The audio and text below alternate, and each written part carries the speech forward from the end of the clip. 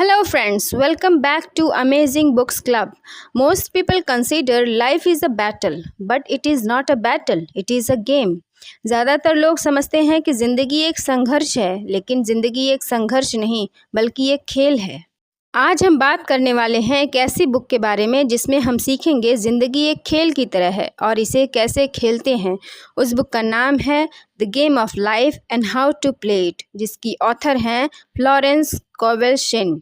अगर आप अपनी ज़िंदगी को एक संघर्ष की तरह जीते हैं, आपको लगता है कि ज़िंदगी संघर्ष से भरी पड़ी है, तो ये बुक आपके लिए ही है। अगर आप इस चैनल पर नए हैं तो प्लीज़ चैनल को सब्सक्राइब कर लीजिए और ऑडियो बुक को लाइक एंड शेयर भी करिए। चलिए समरी स्टार्ट करते हैं। ऑथर ने इस बुक को चैप्टर वाइज डिवाइड किया है। Chapter number 1, life is a game. जैसा कि पहले चैप्टर में ही ऑथर ने बताया है कि ज़िंदगी एक खेल की तरह है, कोई युद्ध नहीं है। अगर आप अपने ज़िंदगी को एक खेल की तरह देखेंगे तो आपको ये भी पता चलेगा कि इस खेल के कुछ नियम भी हैं, और जब हम कायदे कानून को अपनाते हैं तो ज़िंदगी खुद ब खुद आसान हो जाती है। अगर आप ज़िंदगी को एक बैटल मानेंगे तो आपकी खुशी हार या जीत पर डिपेंड हो जाएगी। वहीं दूसरी ओर अगर ज़िंदगी को एक खेल की तरह लेंगे तो आप लाइफ को एंजॉय करेंगे। ज़िंदगी एक खेल है, लेने और देने का खेल। इंसान जो शब्द और कर्म से भेजते हैं वही उनके पास लौट कर वापस आता है, और नियमों को समझे बिना कोई भी खेल अच्छे से खेला नहीं जा सकता। जिस तरह से आप दुनिया को देखते हैं, दुनिया भी आपको उसी तरह से देखती है और आपके लिए काम करती है। आपके थॉट्स, आपकी फीलिंग्स, आपके वाइब्रेशंस आपके ही पास वापस लौट कर आता है। इसीलिए हमारी प्रायोरिटी, हमारा कंसंट्रेशन सिर्फ हमारी लाइफ के गोल्स पर होना चाहिए। हमें ये बिल्कुल नहीं सोचना है कि दूसरे की लाइफ में क्या हो रहा है, दूसरे हमारे साथ क्या कर रहे हैं। अगर आपका फोकस इन सब चीज़ों पर रहेगा, आपकी एनर्जी, आपका वाइब्रेशन डाउन होगा और आप अपने माइंड को मैनेज एंड कंट्रोल नहीं कर पाएंगे। Chapter number 2, the law of prosperity, भाग्य का नियम। हमारा इमेजिनेशन हमारी लाइफ में बहुत इंपॉर्टेंट रोल प्ले करता है। हम अपनी लाइफ में क्या चाहते हैं उसकी कल्पना करना बहुत ज़रूरी है। अगर हम प्रॉस्पेरिटी की तरफ फोकस करेंगे कि हमारी लाइफ में क्या अच्छा हो रहा है, तो हमारा वाइब्रेशन, हमारा कॉन्सेंट्रेशन सब कुछ अच्छाई की तरफ जाएगा और हमारी ज़िंदगी बहुत ज़्यादा सौभाग्यशाली हो जाएगा। Chapter number 3, power of words, most important point of this book, power of your words. Author कहती हैं कि अपने वर्ड्स पर फोकस करें। हमारे शब्दों से हमारे थॉट्स बनते हैं। हमारे वर्ड्स अगर नेगेटिव होंगे तो हमारे थॉट्स भी नेगेटिव होंगे। अगर आपको अपने नेगेटिव थॉट प्रोसेस को बदलना है तो सबसे पहले आपको अपने वर्ड्स पर फोकस करना होगा।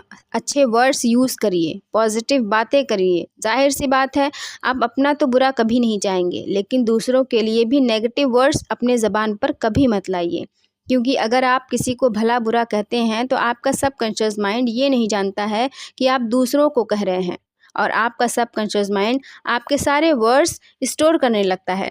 फिर वही नेगेटिव बातें आपकी लाइफ में नेगेटिव सिचुएशंस क्रिएट करने लगती हैं और आपके साथ बुरा होने लगता है। इसीलिए जितना हो सके पॉजिटिव रहने की कोशिश करिए। आप दूसरों के लिए जितना अच्छा सोचेंगे, आपके लिए भी उतना ही अच्छा होगा। Chapter number 4, power of faith. Author कहती हैं कि हमारा विश्वास ही सब कुछ है जो हमें आगे बढ़ाता है। जब हम अपने गोल की तरफ बढ़ते हैं तो हमारा विश्वास हमें संदेह से दूर रखता है और हमें पॉजिटिव बनाए रखता है। मान लीजिए आप कोई बिजनेस करना चाहते हैं। अगर आप अपने ऊपर विश्वास करते हैं और अपना काम शुरू करते हैं तो आप अपने बिजनेस को सक्सेसफुल बना सकते हैं। वहीं दूसरी ओर अगर आप अपने विचारों को कमज़ोर समझते हैं, शक करते हैं, तो यकीनन आपका बिजनेस सक्सेस नहीं होगा। ऑथर एक एग्जाम्पल से समझाती हैं कि एक महिला थी जो कर्ज में डूबी थी और वो कर्ज नहीं दे पा रही थी। जब ऑथर से उसकी बात हुई तो ऑथर को पता चला कि वो अपनी परेशानी की वजह दूसरों को मानती है। ऑथर ने उस महिला को सजेस्ट किया कि पहले वो एक शांत जगह पर बैठ जाए, फिर अपने आप से पूछे कि वो अपनी लाइफ में क्या चाहती है। उसने सोचा कि उसे अपनी लाइफ में पैसा चाहिए, और जब उसने अपने माइंड में पूरे विश्वास के साथ पॉजिटिव थॉट्स को डाला तो इस तरह उसके लाइफ में चेंजेस होने लगे। जब हम अपने अंदर डिज़ायर्स को पूरे फेथ के साथ क्रिएट करते हैं तो उसके पूरे होने का चांसेस बढ़ जाता है। Chapter number 5, law of Karma and law of forgiveness. हम जो चीज़ दुनिया को देते हैं, बदले में दुनिया से हमें वही मिलता है। ये है लॉ ऑफ कर्मा। इसीलिए आप दुनिया को क्या दे रहे हैं, इस बात पर गौर करिए। जो वाइब्रेशन आप दुनिया को देंगे वही वाइब्रेशन आपको वापस मिलेगी। अगर आपके साथ कोई बुरा करता है और आप उसे माफ़ कर देते हैं और बदले में प्यार देते हैं, तो ये है लॉ ऑफ फॉरगिवनेस। प्यार दुनिया की सबसे बड़ी ताकत है। जब आप दूसरों को माफ़ करते हैं तो आप अपने अंदर प्यार की भावना पैदा करते हैं और पॉजिटिविटी की तरफ बढ़ते हैं। और जब आप माफ़ नहीं करते हैं तो आप अपने अंदर बदले की भावना पैदा करते हैं, जिससे आपकी परेशानी और बढ़ जाती है और आप अपना बदला पूरा करने के लिए नेगेटिव एनर्जी का यूज़ करने लगते हैं, जो आपकी लाइफ को और भी नेगेटिव बनाती रहती है। लॉ ऑफ फॉरगिवनेस बहुत ही पावरफुल लॉ है, जो लॉ ऑफ कर्मा से भी ऊपर है। ऑथर बताती हैं कि अगर आप सबको माफ़ करते हैं तो आपकी लाइफ में जो भी मुश्किलें हैं सब दूर हो जाती हैं।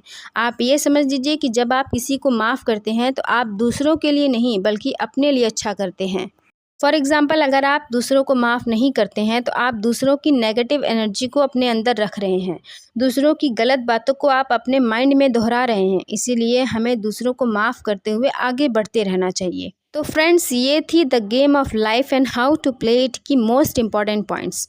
आई होप फ्रेंड्स ये ऑडियो बुक आपको बहुत पसंद आई होगी। इसे लाइक एंड शेयर ज़रूर करिए और आपने इससे बहुत कुछ सीखा होगा। मिलते हैं नेक्स्ट ऑडियो बुक के साथ। तब तक के लिए सुनते रहिए, सीखते रहिए और आगे बढ़ते रहिए। Thank you so much.